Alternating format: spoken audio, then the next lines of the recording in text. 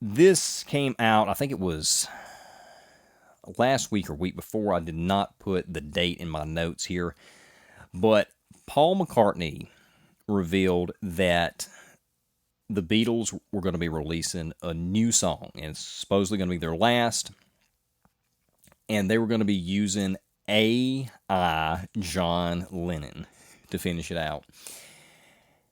And if you go, I think this was originally reported in the BBC. That's where I tracked it back to anyway.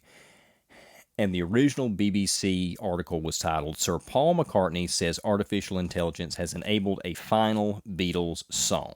Okay. This is not the first story I saw on this. I saw the story re-reported by other outlets. And the reporting on this was absolutely terrible. And it made it sound like that Paul McCartney had gone in and created a robot John Lennon vocal take for this new song. And there was a lot of online fan backlash, like this was a cash grab, this was a desecration to John Lennon's memory. I mean, it's vitriol like I have not seen against Paul McCartney ever. And a lot of that had to do with the fact that it was just bad reporting by these other outlets. And some of them also reported they were doing a full new album, and that's not correct. And I think that comes from the term record.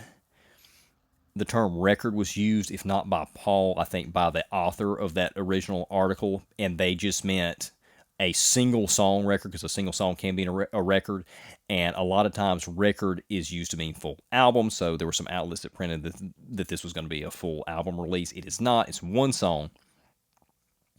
And Paul has since come out and responded to this backlash to clarify what, to me, was already clear if it had been reported correctly by these other outlets.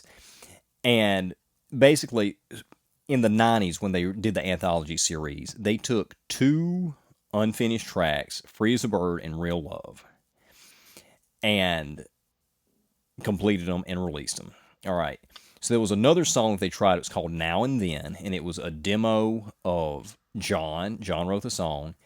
Demo of John playing his piano. It was recorded into a boombox. Terrible recording quality. It was recorded on one single track. Demos are generally not fully produced. They're usually rough. They usually they're not meant to be released. This was no exception. They thought about possibly completing that track and releasing it as part of the anthology series. George didn't want to do it, didn't care for the song. That's what the report is anyway. That's what Paul said. And I don't think it's been confirmed. It had not been last time I looked that Now and Then is indeed the song that they're going to be releasing, but the consensus is this is the song that's going to be released, Now and Then. And all they've done is applied that Peter Jackson AI, the same one that Giles Martin used to remix Revolver, to John Lennon's original demo. Whether it's Now and Then or not, whatever song it is, that's what they've done. They've applied that AI, and they've been able to separate John's vocals from his instrument. And then they've got the full vocal take that they can then clean up and get it sounding really good for a commercial release and mix it in with all the other instrumentation and get a good track. So this is just being used as a new tool to clean up old audio. And as far as I know, I don't think I've seen this reported anywhere, but as far as I know, Olivia Harrison and Yoko Ono are on board with this. If they weren't, I would find it hard to believe that this would be being done.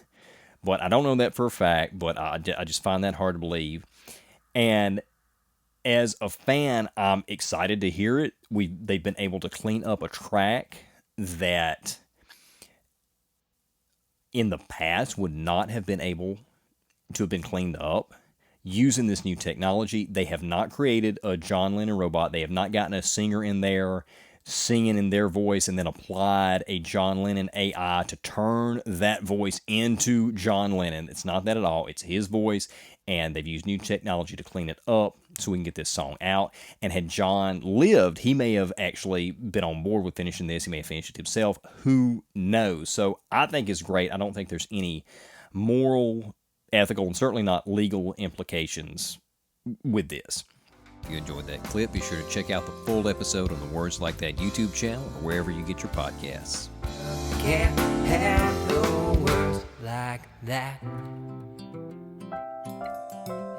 Words